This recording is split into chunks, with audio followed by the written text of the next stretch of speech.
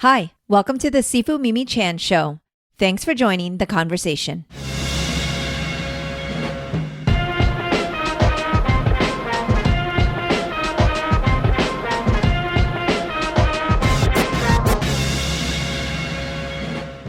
Sacha Coward is a LGBTQ plus historian, tour guide, and escape room designer from London. I could have conversed with Sacha for hours about LGBTQ plus history, mermaids, and vampires. In the US, we are honoring Pride Month, and I'm grateful to Sacha for teaching me about the history of Pride and how the LGBTQ plus culture has evolved over the years.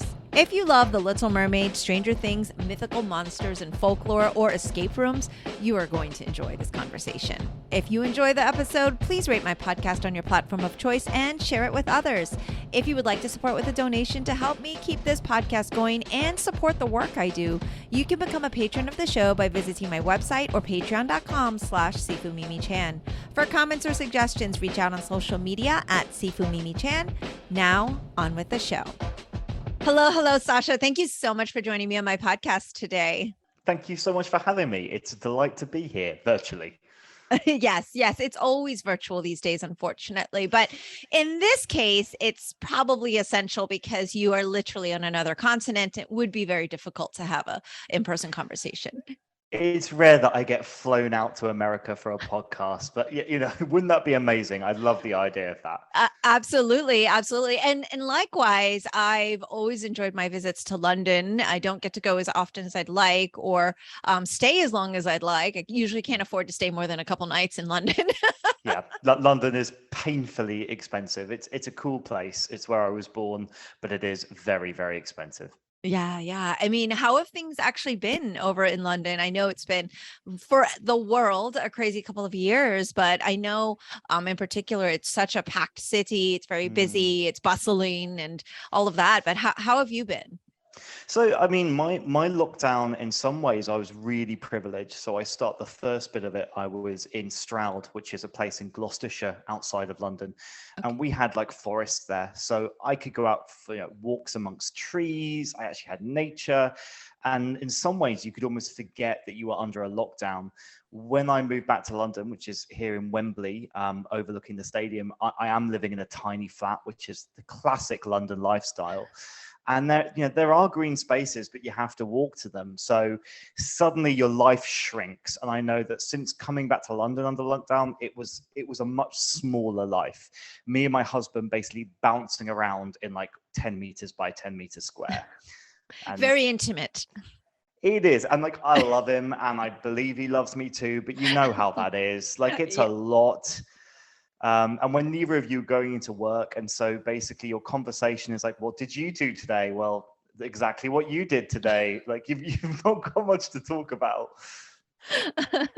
I have to say, I am also in a place of privilege, and I'm very grateful being in Florida all year round. We can go outside because there's no snow or any of those type of things that people talk about, that white stuff that comes down out of the sky, but also it's very spread out. And so we have our domain, and it was very easy for my husband and I as well, because there's lots of space. It's so different when you go to a big city and you realize, oh, everything is, super, super compact. And I'm always reminded of it. But then you always have like walking distance, amazing restaurants and all of these other things. So it's kind of, give and take. But a quick shout out as well to our friend in common, Phil Jimenez, who introduced us, who, I love.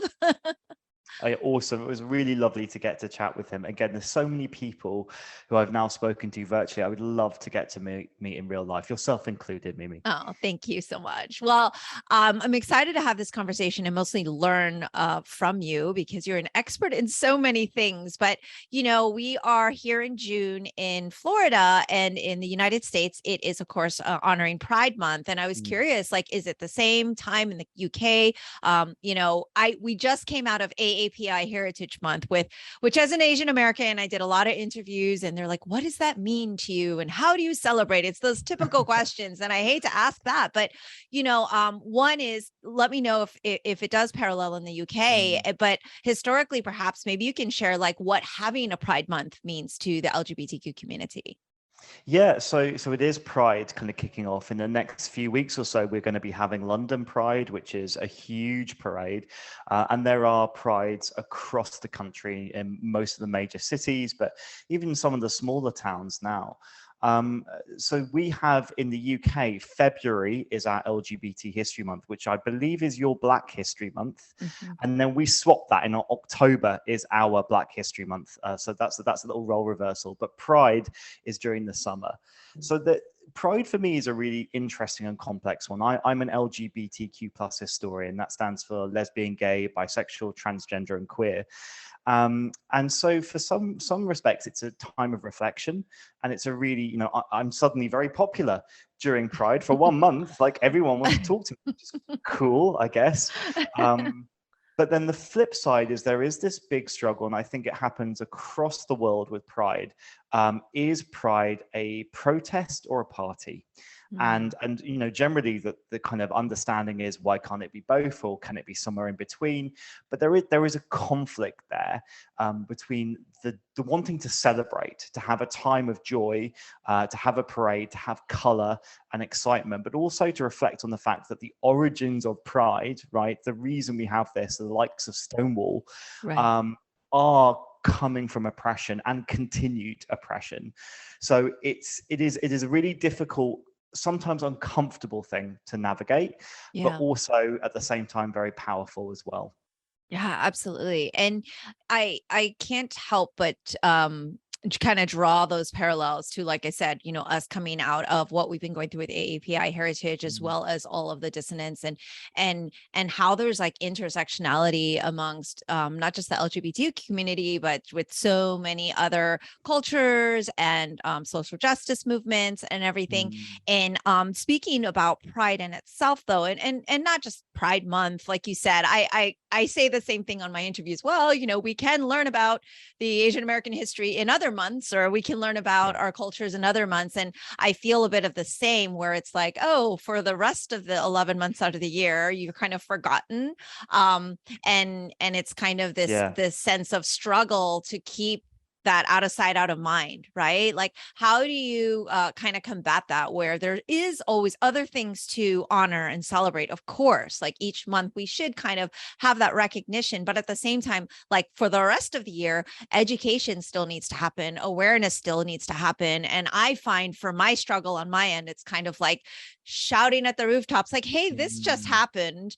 It's still very newsworthy, but because it's not May, nobody cares, that this person just got beat up on the street because they look a certain way, right? Or and it's the same, I think, for the LGBTQ plus community. So, I mean, what do you feel kind of is important throughout the rest of the year, and what are the things that you do to kind of help amplify that? yeah, I think there's, obviously I'm a white cis gay man, so my experiences are going to be very specific to who I am. But there is a lot of overlap. I have a number of friends of color, queer and cis heteronormative, but the experience of kind of that weird sense of, we get a month or we get a day. I had this conversation with someone online, an incredibly bad faith conversation, but with someone basically saying, you get a whole month. And my response is like, you get the year, dude. Like you don't understand. Like, question, why do we have a designated time? Think about what that means. And Yeah. for most people, I would imagine, most people who are part of a minority, yeah, wouldn't it be great if we didn't have to have the day, the month, and the hashtag? It would be wonderful if we were woven into the fabric of everything and we were just here. But without these moments of reflection, it doesn't happen. So, my work doesn't stop at the end of February, which is LGBT History Month in the UK, and it doesn't Mhm. start in Pride. What I'm always trying to push for is, can we, and I don't use the word normalize, but can we usualize LGBTQ plus experiences in history? So when I go to a museum, yeah, it's great if there's a great big rainbow exhibit and that's on for 4 days and there's a big hoo-ha about it, great. What about if I go in February or January the 5th on a random day? Am I still going to see that heritage? So it's about trying to do these stories and kind of saying that these are particularly interesting and important for my community, for the LGBTQ plus community, but they're important for anyone. Like, go on a history tour in September if you want to, and read about these kind of interesting things and these powerful things throughout. That's what, and it's not just me. There are thousands of people working in all different kinds of fields who are trying to push beyond the parade, which is great. No, a parade. I've been in the Pride Parade every time I get a chance, but it's more than that. It's Yeah. about just the everyday. Can we make sure that this stays on important, just like you were saying, Mimi? Yeah. And, as the historian, I'm a neophyte. I'm not going to pretend I know, of course I know Stonewall and some of these other things, and doing work with different members of different communities, and doing, like I said, that intersectionality work. Maybe you could share a little bit that you usually find yourself saying, hey, didn't you know this? And people are like, what? And you're blowing their minds because there's so much history there and so many examples. Like, I know there's like a lot to mill through, but what are some of kind of maybe the key points historically that it's really important for people to know? I guess if you probably have already curated a museum of, hey, I want this here all the time, this is what people should always know when we go to your museum. Like, what are those highlights? So, I mean, Stonewall is a huge thing, and it happened internationally. So it had an Yeah. impact in the UK as well. But we also have our own sort of events and things that happen in the UK. And sometimes it's important to remind, particularly young people who are in the UK or in Europe who tune into American television. Yeah. Yes, Stonewall was big, but we had, like, gays and lesbians support the miners' strike. We had our own, like, the first prides in London. We had John Robinson Band releasing the song. We had our own huge cultural milestones. For me, so something that fascinates me is mythology and folklore and storytelling. And so I often end up talking about these big political events, but the thing that fascinates me is, like, the history of the way that people tell stories. So an example of this would be The Mermaid. Now, I'm a historian and I'm trying to be a respectable historian, but I'm also a massive mermaid enthusiast. I noticed that on your website and in your social, and obviously mermaids were going to come up in this conversation. I knew it. I know. I thought I'd just get there nice and fast, just so we could. I've always been into them. I think they're cool. I used to love the Disney film. I listened to the bit where Ursula sang "Poor Unfortunate Souls" so much that the tape, this is VHS days, young people, like Yes. such a boomer. But, like, it wore thin, so, like, it was all warped when you would play that bit. But so something like The Mermaid that everyone knows, the original story was written by Hans Christian Andersen, who was a biromantic man. He was a man who wrote love letters to men and women. It was produced by Disney into this incredibly popular film by Howard Ashman, who was a gay man who tragically later died of HIV whilst working on Beauty and the Beast. The character of Ursula is based on a drag queen, so a drag queen called Divine. And so the more you look at this kind of stuff, you realize these, anything from, like, a mermaid to a vampire to a unicorn, these classical symbols, they have this hidden LGBT history. And so that's something I've become that's kind of fascinates me, and something I've become quite specialized in, is the idea of very specifically monsters in the closet. So what is it about these storytelling, these tropes, these characters that are so popular with everyone, that have this history that we've only just started to talk about, and why they resonate basically with weirdos? Like, people who historically have been seen as weirdos, there's something about these stories that we tend to get drawn to. And so it's kind of nice to kind of look at that and think of my 8-year-old self watching that VHS film with no idea that there was this wealth of queer history that was pulling me towards the story of a mermaid. That fascinates me hugely. Yeah, I mean, I'm imagining, because I had the VHS tape also, by the way, so we're here, no worries. And I could probably say the same in terms of The Little Mermaid being kind of my favorite, which is horrible to say, being that, I'm Mulan, et cetera, et cetera. So I know. But it's because of what you grow up on, right? There's that Mm, nostalgia for something that you see as a child, right? mm, And that impression. And I'm so curious, as to like you watching, for example, The Little Mermaid, and just having a draw to it for different reasons, right? Than I may have. But like, what was that discovery like for you when you're like, oh, here's why I may be drawn to it? And when did that like light bulb click on? Was it like much later when you were doing your history, or did mm. you kind of start to realize that as you, kind of came of age? Yes, slowly, and I think it's the same with a lot of people, whether they're people of color, queer people, women, disabled people. There is this experience of when you see yourself reflected in the things that you love, that it's powerful, like it's really potent. And for me, like the first time was probably about 10 years ago.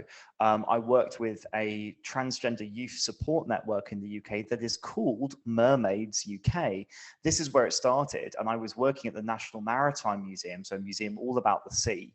And I was talking to one of the parents of these kids, and I was like, why are you called mermaids? I was like, I loved The Little Mermaid as a kid. And they were like, yeah, our kids love this film too. Yeah. This is why they love it. And it's not entirely the same, but for them, it was the story of, this is a creature that can transform her body. This is someone who loses her voice and then finds it. This is the story, for example, of a woman. She has a fish tail. Her gender has nothing to do with her genitalia. She has a fish tail. So there's all these things that as kids, you have quite a simple mind and you're just making associations. This is what I like. This is what I want. I see something of myself in this. And even though I'm not transgender myself, it was like, oh, wow, these kids today are having a similar sense of finding themselves in this other, this mermaid, as I did. And then the more I went to research it, going all the way back to ancient Syrian deities, to the poet Sappho on the Isle of Lesbos, where we get the word lesbian from, all of these are mermaid stories. And this all kind of basically blew my mind to kind of go like, the whole time I've been loving this and maybe not feeling entirely loved back by the likes of Disney, secretly in the background, there's been this story of queer people creating these stories. We wouldn't have The Little Mermaid without an LGBTQ plus person. It's also worth saying, you mentioned Mulan, like, Yeah. again, gender play, like there's all this stuff about the symbolism and importance of these stories that I think we're only for the first time looking at them with a slightly different lens. Yeah. And, I have to kind of bring up so that our listeners can get that worldview, because there is always, and I don't know, I'm sure it's the same in the UK, but, particularly I'm in tune with American culture and the too much of information coming through, but there's always this backlash. Like, Mm, Phil and I probably didn't get into it enough, and we can. And I just saw a post by the lovely and amazing Lynn Carter about, Wonder Woman being queer. And it's pretty clear. And Greg yeah. Rucka is like a BFF of mine. And I loved that she basically quoted one of his articles. And we've had that conversation a million times. Like, he's been on the show over 50 times at this point. He's a co-host, but Yeah. there's a backlash of people like, oh no, our superhero cannot possibly be, and like, why would that be a negative? Yeah. And like you Yeah. said, just being able to see yourself reflected, because shouldn't everyone get to see themselves reflected as a superhero or a beloved Disney character or something? But there is this faction and mindset that's very stuck, I think, Yeah. in their ways. And instead of arguing with them, I've found that that's impossible to do. Yeah. What do you say to people who don't want to hear that Ursula was a dressing in drag, or she doesn't want to hear that there are, notes of the possibility of Mm, transgender in The Little Mermaid? And I know that a live action is coming out, and there was just a huge to do about who they're casting and why, and yeah. choices, and Yeah. A everyone black has. Ariel. Yes. Yeah. Oh no. Well, I mean, there's so many things, right? And so, I mean, how do we communicate to people who are so opposed to Mm, the reality, basically, right? It's not a belief, it's a reality, and it's not a perception, it's the truth. But like, how do we communicate that? Because I have not found an eloquent and classy way of doing so. And I basically am just here to like write down your answers so I can repeat them. So I mean, from yeah, I agree. I have often not been classy. You know, when it's been like 2 a.m. and I've had a drink and someone's saying something stupid on the internet and I don't feel like being particularly patient. Like, I think firstly, it is about differentiating between good faith and bad faith, right? yeah. So some people will come to you. And honestly, it's coming from a place of ignorance, not willful ignorance, not hatred. And it's really difficult to tell this from a Twitter post. But sometimes someone is sincerely going, what? I hadn't heard that. Or I don't get, you know, why do you need to have that? Or why does this need to be this way? And so sometimes I will broach it and I will be I will start off very politely just by saying, you know, okay, hi, you're speaking to an individual. Remember, you're one person on this anonymous internet talking to another person. I can tell you about my experience. And if I feel patient and I want to share that, I might. If someone is coming in with like, show me the facts, this is where me as a historian, I can be like, great, here's the facts. For example, with Little Mermaid being cast as a black actress, amazing, like really empowering and cool. But when people are like, this is wrong, and I'm like, okay, dude, have you ever read the original Little Mermaid? Because she has green skin. She's described as being colored the same color as a rose leaf. So if you want to be accurate, we're talking like She-Hulk, right? But apparently not. And if we want to get into it, like look at the world that Ariel is swimming in The Little Mermaid. It's the Caribbean. Look at the fish that are there, right? If we're going to be accurate, like why is she white? Like that doesn't make sense. Right. And of course, it's not a real art. You're not having, most of the time, this person isn't actually trying to have a legitimate argument. They've already made up their mind. And so there is almost no point engaging because you are just going to upset yourself. And but occasionally, I think the approach is if you feel that someone really is just like, hey, I don't know what this is about. I've never had to think this way before. This is coming from ignorance. This is a moment where a little bit of kindness and empathy, if you're able to muster it, sometimes, you know, just go away, have a glass of wine. But sometimes that can really do dividends, because one of the saddest things to see is when someone is coming in, they just don't have the facts, and people, because they are tired of fighting this, will lash out at them. And I understand it, but it's in that moment that there can be a teaching moment. So very briefly, one of the analogies I often use is I think a lot of people who are used to privilege, we all have privilege. I have tons of it, all right? No one is free of privilege. But when you have it, and you have a lot of it, you can experience representation as being a bit like a cake. Let me explain. When you cut up a cake and you take a slice, the slice is gone. And if too many people take a slice, there is no cake left, and it is gone, and no one gets a slice. That is not what representation is. The more representation you have isn't people taking a slice of this cake and then you're left with none. The cake replenishes, it's there. You're actually adding to it. So it's just kind of explaining that just because there is queer representation or representation of a person of color in their story, you're not losing ground. Nothing is being taken from you. It is being added.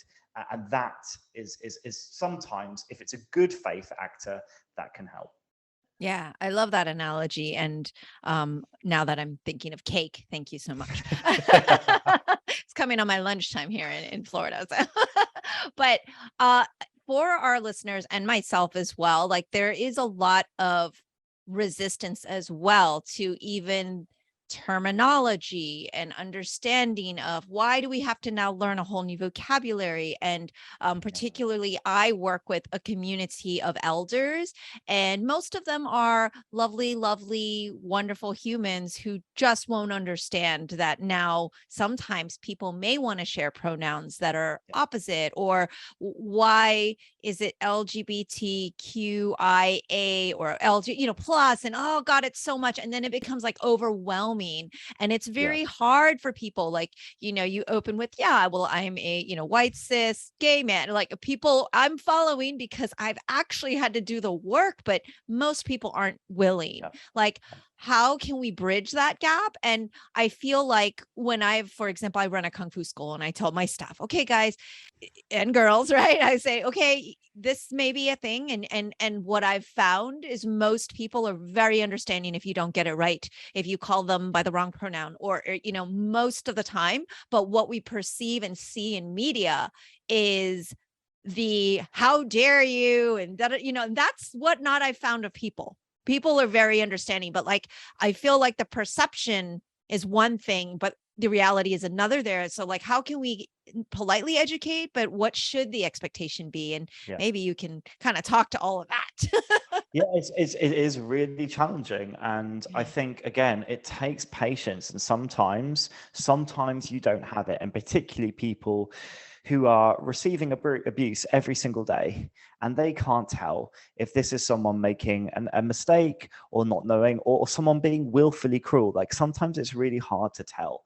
Yeah. And will sometimes get caught, because someone is on guard and nervous. There are certain things that people might ask me. I'm like, why are you asking me that? What are you, is this a sincere question? Or are you asking me something?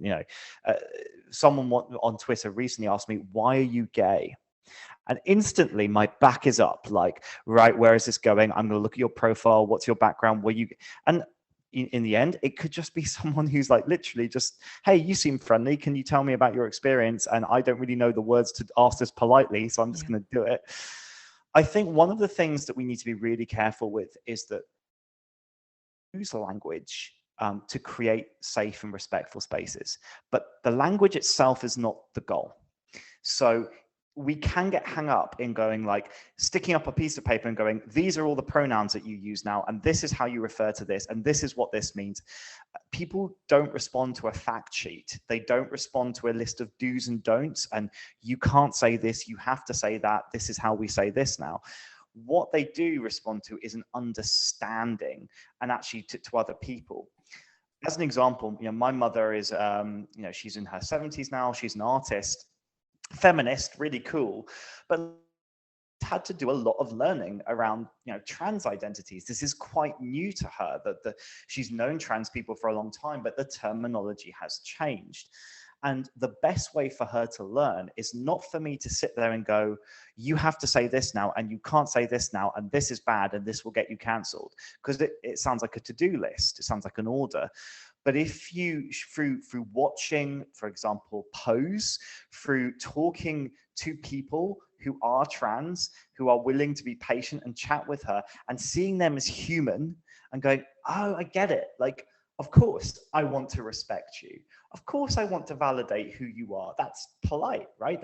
I call people by the name that they tell me to call them by. It would be weird, you meet someone called Billy and you just decide to call them John. That's a strange thing to do.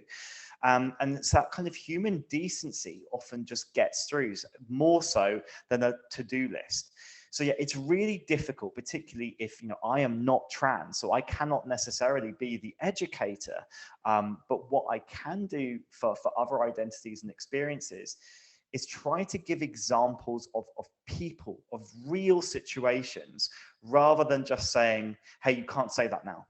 Hey, that's wrong. It's more like, okay, that phrase that you use at the moment, I think, this group of people feel this way. And this, I think this is why. And, classic one is my dad loves to use the term the gays, which, that's not a phrase which is great. And I was like, okay, so when you say the something, it's like saying the dogs or the cutlery. The way it feels is we become this amorphous blob. And remember, like, I'm your son and I'm an individual. And so you don't mean any harm by it. But when you say that and someone doesn't know you or know your perspective, what they might hear is like the blank. And that feels dehumanizing. Mm-hmm. And through that, if you can get to the stage where you can have a meaningful, empathic conversation, one human to another human, most of the time people are good people and they learn. And it's a two-way process. Like particularly with elders in the LGBTQ plus community, I have like a lot of patience, and most people do. Like, okay, this person grew up with different terminology. This person grew up using the word transsexual rather than transgender, and Right, many of my right. trans friends would hate to have that word used to describe them. But most of my trans friends would also have a sense of understanding, as long as I knew where this person was coming from, that they're trying, and they're on their way. So yeah, it's a bit of give and take on both sides. It requires trust. So you need to have a situation where both people communicating, like, I know you're coming from good faith, and you know that I'm not going to cancel you on Twitter because you said the wrong word. So it's like this mutual space where we're like, okay, this is a space where we can make mistakes, but I can also tell you, from my perspective, what's happening, and you can be criticized, and that's okay. It's not an attack on you. So yeah, building that is really challenging. But the more you can do it individual to individual, you can actually make real change. Whereas putting out like a mass, these are the pronouns that we use now, this is the terminology we use for this, often doesn't land and just gets described as woke nonsense. If someone has already got a wall up to it, it just goes straight over their head. Which is a shame. It's a real shame. It is, and it's so hard, right? And I'm curious because one is, clearly we've established we're from a very similar generation. I find that generationally, even within the LGBTQ community or any like specific minority group or community or culture, like that's very variant as well. Like this new generation, it's like trying to always keep up, and then kind of finding this middle ground. Like from the historian aspect, how has that evolved? Because before, like I was like just giving the example of LGBTQ, LGBTQ plus, and then I know there's like IA, and then the flag has also evolved, right? And I think things are great and learning is great, but again, it's hard for people when there's a zillion things to try to keep up with. And it's the same for our community here in the US. It's like AAPI, no, but we want to do AAPI NH, and we want to do APITA, and like I'm like, oh my God, the acronyms, they drive me kind of bananas. I'm like, we all mean the right, like you said, the intention is one thing, but how have you seen like the changes? Like what kind, maybe you can kind of nutshell it for me.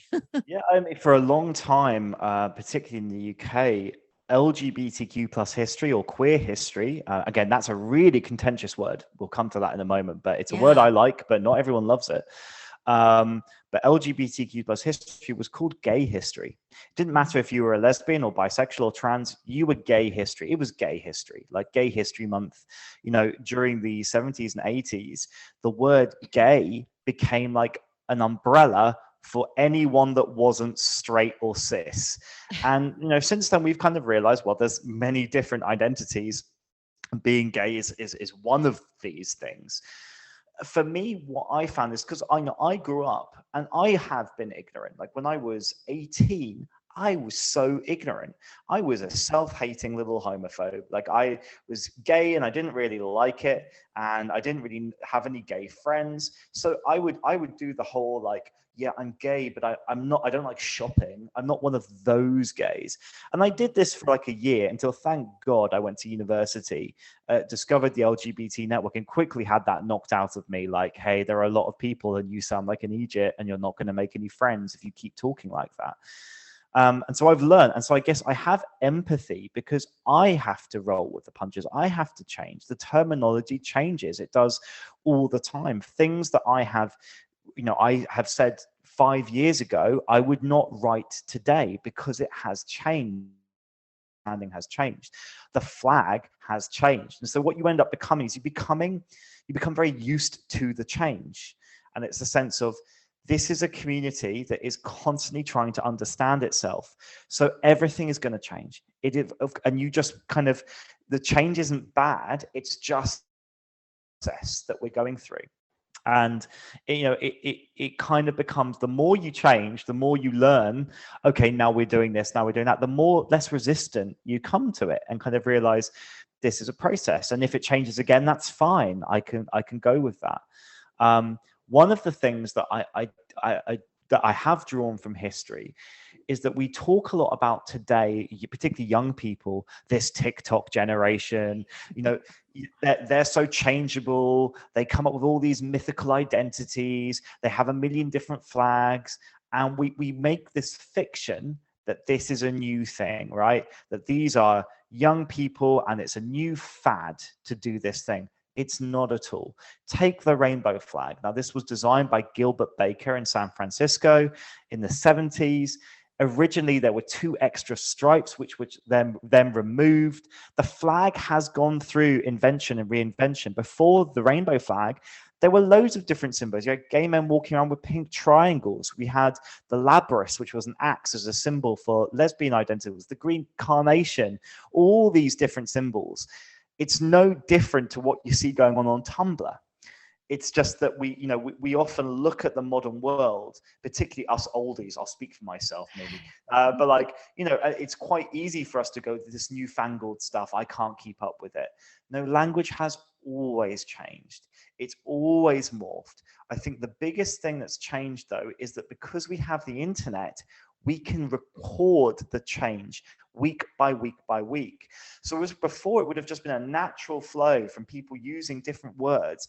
Now, if I go onto Twitter from a year ago or the Wayback Machine, I can see that. And so it seems much more stark. But I don't think it is. I think we have always, language is made up. Shakespeare made up most of the words that we use, that we see as being official dictionary words and terms. And you will hear some false stuff. And this is again where as a historian, I can step in and say, hey, this is the truth. Like the idea of cisgender being a newfangled thing. Well, the word cis is an ancient term, right? It means the same. The origins of cisgender, actually, we're talking 1920s, 1930s writings in Berlin. The Institute of Sexology were talking about cis and trans identities in a slightly different way. But yeah, this isn't something that someone came up with on Tumblr last week. This has a credence and it has a longer story. And to be honest, the wonderful thing about the queer community is that we are constantly in flux and we're constantly able to change. So yeah, I'm going to try as I get older, as the beard gets grayer, like I want to be always open to change and just like, cool, that's what we're doing now. Cool, that's how we're being respectful. That's fine. I can do that. Yeah. Okay. Lots to unpack there. So definitely social media obviously has changed so much because like you said, we're seeing it live and in our faces and everybody has an opinion. But I want to go back to where you mentioned not everybody really likes the terminology queer history in kind of what, because I mean, I find myself kind of being the same way. Okay, I want to make sure I say the right thing.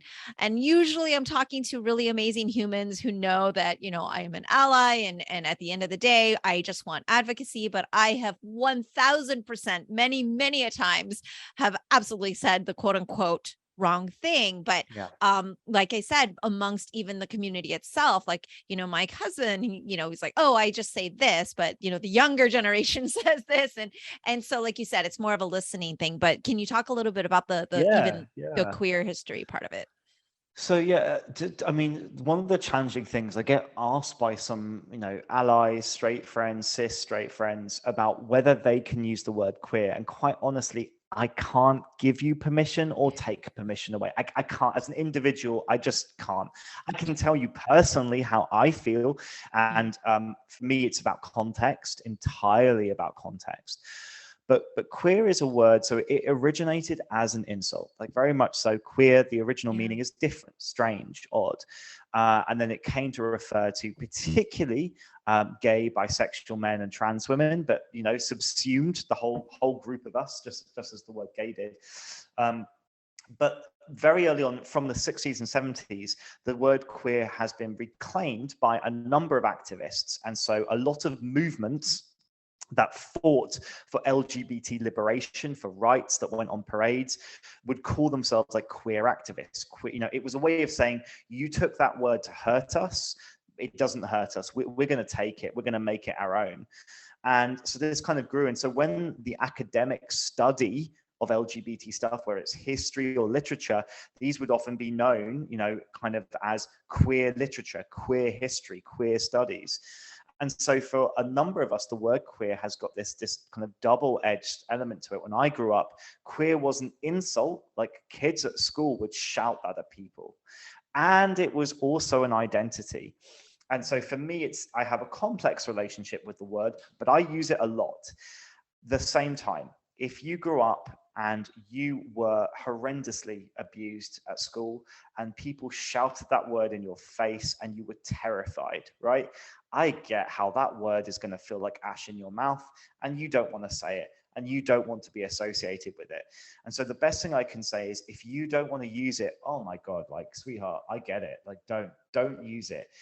But try to understand how some people, possibly some younger people, but also older activists, are using it, and try to understand that them using it isn't a slur against you. It's a reclamation. They come from the same place and they've probably had similar struggles.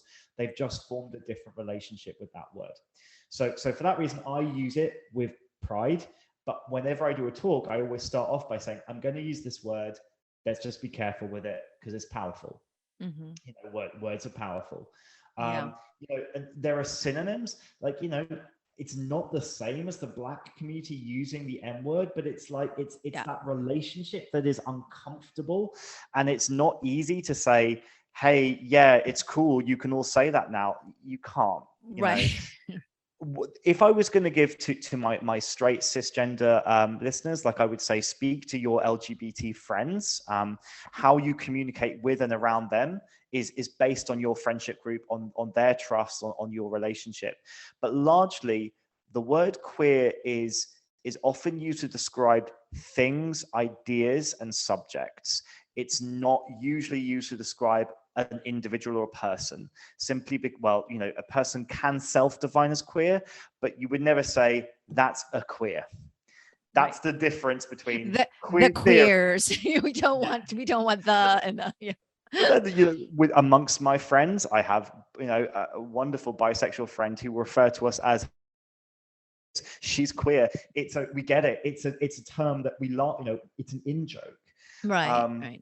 But yeah, it's complex. But hey, you know what? Humans, wow, we are complex entities. Absolutely. So of course it's complex. Yeah, I definitely want to pick your brain a little bit also about, like you just mentioned on your website, like history that slips through the cracks. But before I do that, I did want to, if you don't mind sharing a little bit about your personal journey with your identity, because you mentioned as a teenager, you were a little bit of an angry and you had, some resentment. And I often find a lot of people said the same thing to me in whatever scope, that college was there, like the light bulb went on, the eyes are opened kind of thing. I mean, what was kind of your journey like? And if you're open to sharing, of course, like the dynamic with your family, because, coming from my culture, that is something that is very complex, right? And so it's just something that plays into so much of who I am, like the experiences I had growing up in the relationship and having to come to terms with, admitting things to my parents, like about mental health, even, right? That was so taboo in my culture. So if you're open to sharing, I do love to hear a little bit about your background and kind of what that journey was like for you. Yeah, sure. No problem with that. I mean, in some ways, I had a very easy journey. So I was lucky. I had hippie parents. I won't say it was like they didn't applaud, and it wasn't as simple as that. To be honest, they were really shocked, which I'm like, you were shocked at your Little Mermaid watching Sun. Come on, like, did you know your child? But I think they were surprised, and it wasn't something that they thought they would have to deal with. Both of them are straight, and so they didn't really know what to do with this newly gay son. That was a surprise. And I was terrified of telling them. I was absolutely terrified. I was particularly scared of telling my father, because I have a very close relationship with him, and I was just worried, like, what if it changes? Like, what if I say this word and then nothing is ever the same again? I was really, really concerned. But they have been fantastic. But in terms of coming to terms with my own sexuality, it wasn't straightforward. I found an old textbook on my parents' bookshelf that was from the 80s. which was a medical textbook, and I diagnosed myself with homosexuality. So I found this like flow chart, and I was like, what is going on with me? That was like the WebMD of the day. I know. Yeah, exactly. But like, obviously this would never be released today because homosexuality is no longer considered a mental illness. Right. But like, what a way, like I was on the page next to like, you know, hearing loss and hoarseness of voice and homosexuality. And I remember being 14 and reading that.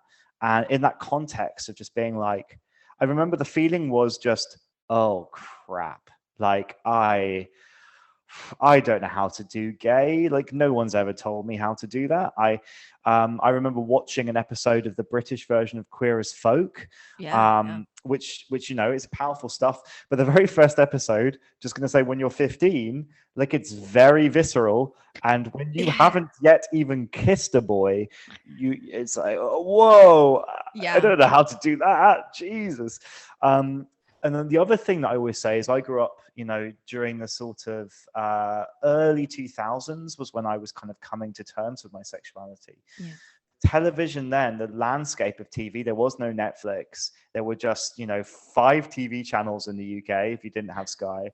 And gay men on television, there were a few. They were always single. They were always like very, very camp, very funny. They never spoke about love, only about sex. And so that was not necessarily because this was really who these people were, but it was how they were marketed.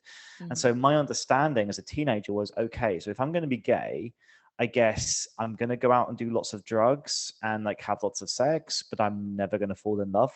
That was the conclusion. Like, okay, that's what it is to be gay. There will be no happy ever after. And then so for a few years, I think there was a bitterness because I would watch all these like rom-coms. I would watch, you know, all the stuff that teenagers watch at sleepovers and being like, I'm not going to get that. Like, I never get to have that. And so I think, it was only when I kind of got to probably about 18, I had no gay friends until I was 18, despite living in London, of all places. It was crazy. But at university, suddenly met a whole cohort of LGBT people, suddenly actually started to have relationships and realized that they were every bit as messy and complicated as heterosexual relationships. You know, and like fell in love and had my heart broken and did all the classic stuff that you do at university and realized that my understanding of being gay was so wrong. It was both being gay was so much less important than I thought it would be. And it was also so much more important than I thought it would be. Like actually who I am is much more than my sexuality, but also being gay is part of this huge legacy and community that I had no idea existed. So that was my journey, a slightly clumsy fumbling towards a sense of self-acceptance. But on the way, I was a little bugger like at points. I can remember I tried to start this is so embarrassing. When I was 18, I went to uni and I wanted to start a group that was the opposite of gay pride. It was called Gay Shame because I was so edgy and I was so like, I don't get why we have to be proud. And anyway, luckily a lesbian woman who ran the LGBT network was like, let me explain pride to you. Let's talk about the history of this. And to be honest, that was the start. Right. Realizing, okay, I don't have to fight anymore. Yeah. Oh my gosh. Yeah. But how heartbreaking, your teenage self finding that book and feeling like you had some sort of disease or there was something wrong with you, you know, just, I mean, you went through the story very quickly. I'm sure you've shared it before, so it's smooth, but just heartbreaking, right? Because there's so much there and just kudos to you though, for being the advocate you are. And university is quite a place, right, of discovery. And I think those of us who are fortunate to have gone, I feel like that is one of the things I always tell my students. I'm like, look, there is that education thing and the piece of paper you get, but that's really not the main experience, right, that you're going for. And of course, nowadays, it's not necessarily affordable for everyone. So we kind of have to pick and choose that journey. But I would love to hear about a few more things before we log off. One, of course, is escape rooms, a little more about museums. And if you wanted to share a a history story that slipped through the cracks. It's maybe one of your favorites or something that we don't hear about, because my husband is a huge history buff, like loves Dan Carlin, listened to like a million of his episodes over and over, and just love to hear from people that actually study it and know so much. And someone who enjoys going to museums, I really want to hear about that stuff as well. Cool. So Cool. yeah. I've got a good story. I've got Okay. one saved. All right. Oh, sorry, but I've just blanked. Your first question was to us about escape rooms, right? Either way, we could go any Oh, order. okay. So whatever you think's the best, ramp Let's up. let's do that. As I've without building too much tension, I'll do the history facts. So Yes. this is a little self plug. I am writing a book at the moment, and it is called Queer as Folklore. The American release might be called Monsters in the Closet. We're working out. We're playing with that. Okay. But the idea is it's looking at mythology. So this is where the mermaid thing comes in. But I'm going to tell you a vampire story because I think that's quite cool. So the fun story is that the modern vampire. So I mean, if you think even like Twilight, but like before then, Dracula, the whole image of what we think of as like vampires as classically being these like quite sexy, dark, brooding men, right? Mysterious, and they've been done to death. Like, again, no pun intended, but like, yeah, there's a particular image of the vampire that we have, and the reason that we have this vampire is quite a cool story. So it starts off with a guy called Lord Byron. So Lord Byron was a guy in the UK, kind of wealthy gentleman, a poet, a writer, who traveled all over the world. He was also fabulously bisexual. He was known to be like mad, bad, and dangerous to know is the quote that goes with him. He's a good-looking dude. You can look at like a portrait of him. Like he's a historical hottie, possibly a bit of a narcissist as well, but a real character. He was like one of the Kardashians of the day. Like people loved to hear about what he was up to. But he also happened to know a number of like illustrious writers. So he knew Mary Shelley and Percy Shelley. So Mary Shelley being the writer of Frankenstein. And he also had a younger friend called Polidori. Now, Polidori was a doctor who was obsessed with Byron. Some might a little bit in love, but that's a little bit of artistic license there. But he wanted to be a writer as well, didn't want to be a doctor. So he followed these cool writers around, desperate to be a writer. And they went on this particular vacation with Byron, where they all challenged each other to write a short story. It had to be a ghost story. Now, Mary Shelley wrote the start of what would later become Frankenstein. So that was where that started. Now, Byron started writing something which was called an article or an artifact. And it was basically like a letter, but it was supposedly written by kind of a man living in a mysterious castle. But he got bored and wandered off and started drinking some wine. Now, Polidori, who really wanted to impress Byron, took this piece of paper and started finishing off his story. This story would become a story that was called Vampire, Vampyre. And it's sometimes seen to be the original modern vampire story, and was about this wealthy, beautiful man who basically broke loads of hearts, and he rewrote it over and over again. And it's clear the vampire is Byron. Right. So he's taken Byron's story and he's written his own fan fiction, basically about Lord Byron, but as a vampire. Now, this story doesn't go particularly well for Polidori, who basically gets rejected by Byron over and over again. Byron gives him a nickname, which is Polly Dolly. He jokes about what a terrible writer he is. There's a story of the two of them going rowing, and accidentally Polidori smacks Byron on the head with one of the oars. And Polidori apparently says, well, at least you can feel pain. Like they have their relationship is not going well. And so he ends up rewriting this story and making the vampire evil, like vain, narcissistic, kills people. This story ends up doing the rounds. It gets miscommunicated, and everyone thinks that Byron wrote it. And so it goes out onto the newspapers as being written by Byron, even though Polidori wrote it.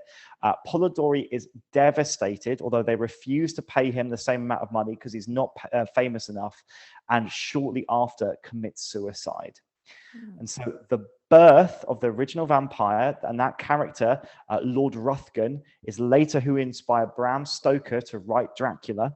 is based on basically a tumultuous, ill-fated love story between Lord Byron, the playboy, and Polidori, his like younger sort of subservient dude. And that for me is kind of fascinating.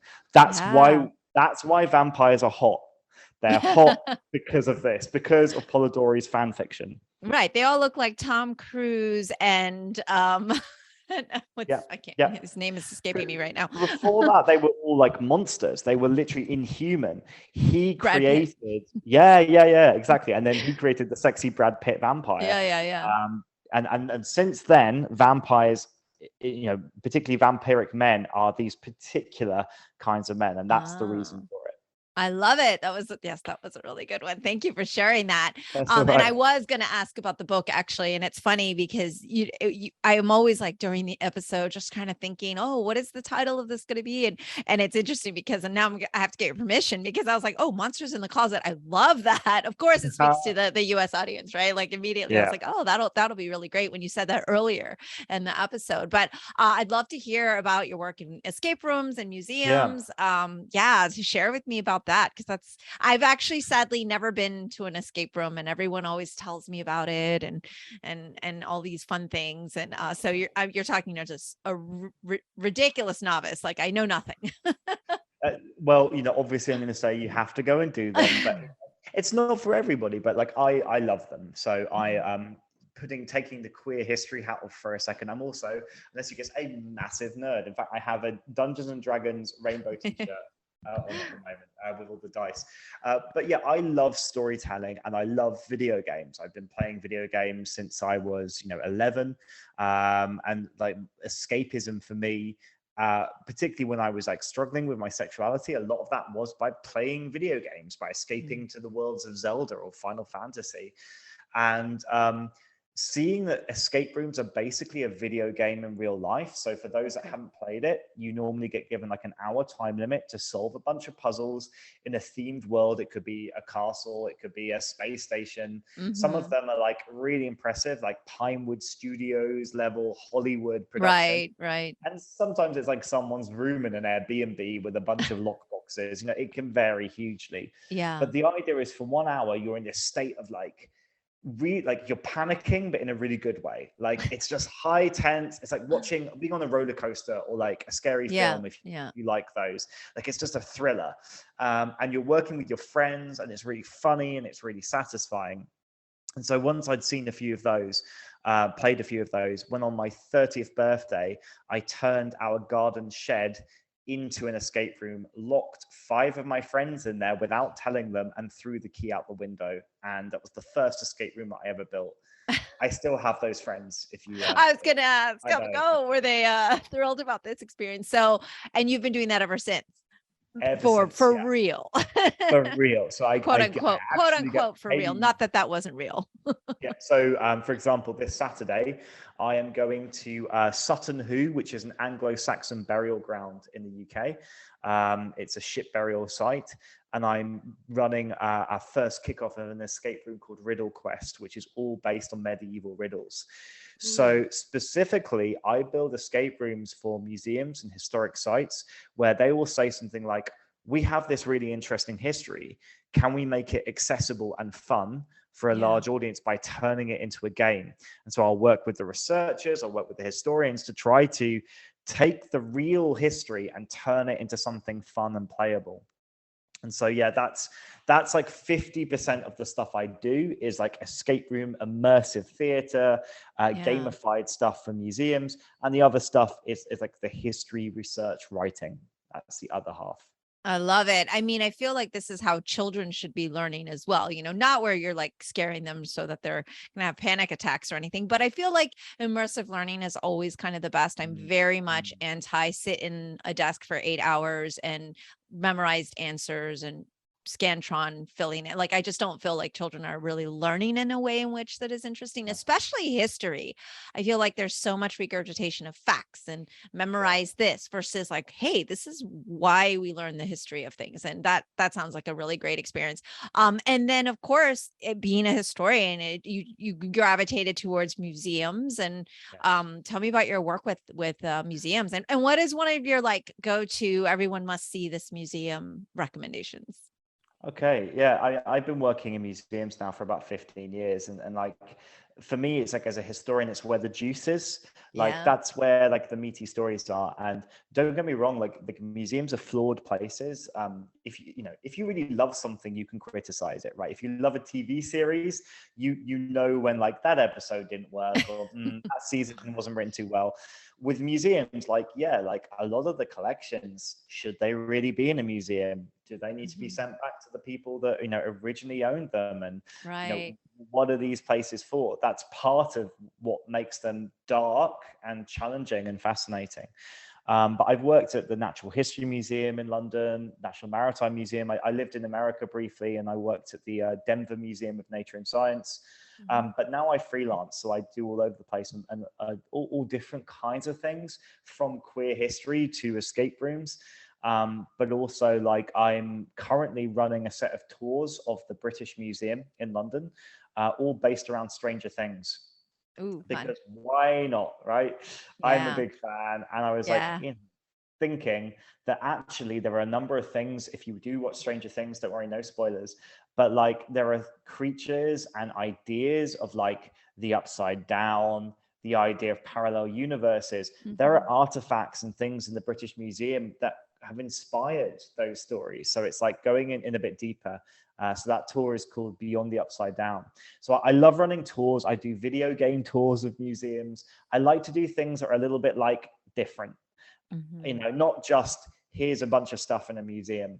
In terms of like, if you're in London, a museum I would recommend you go to, I would say definitely get the train to Greenwich, and go to the National Maritime Museum. Even if you're not into like ships and boats and the sea, like just go, because there are 4 new galleries that are really cool that I got to work with. One of them is the Pacific Encounters Gallery, which has a beautiful collection that connects to New Zealand, Australia, Fiji, Tonga. And there is a wonderful, huge double-hulled canoe, and she's called Adieta. And we were gifted her from Fiji. And if you go and see her, I know like the master carver, put your hand on the side, you can touch her, and you can say Buna Vinaka Dieta, which is hello, because we promised that we would send people to say hello to her. So it's a beautiful museum, and it's not going to be as crowded as the British Museum. Yeah, well, beautiful. I mean, obviously, when I come to London, I will be calling my When you come to London. personal tour guide, a museum expert, to take me I'd to be insulted museums. if you didn't. I'm so known to just invite myself places and then be careful. I actually show up. So, oh my goodness, I hope we have time to have another conversation in the future. There's so many more things I want to go in depth with you about, and such a wealth of knowledge. I really enjoyed this conversation. Unfortunately, we're gonna wrap up so that you can get on with your day as well. But this was so lovely. I learned so much. Thank you so much for taking the time to share with me and just explain so much about queer history and mermaids. Yay. I love talking about mermaids and vampires. And oh boy, yeah, this is going to be a great show description, but hopefully you'll come back and talk to me again, Sacha. Thank you so much. It was so lovely to meet you. My pleasure. Take care. Thank you. That's all for today's episode. Thanks for listening to the Sifu Mimi Chan Show. You can become a patron of the show at patreon.com/Sifu Mimi Chan to help keep this podcast going. Follow me and interact on social media at Sifu Mimi Chan on Instagram, Twitter, or Facebook.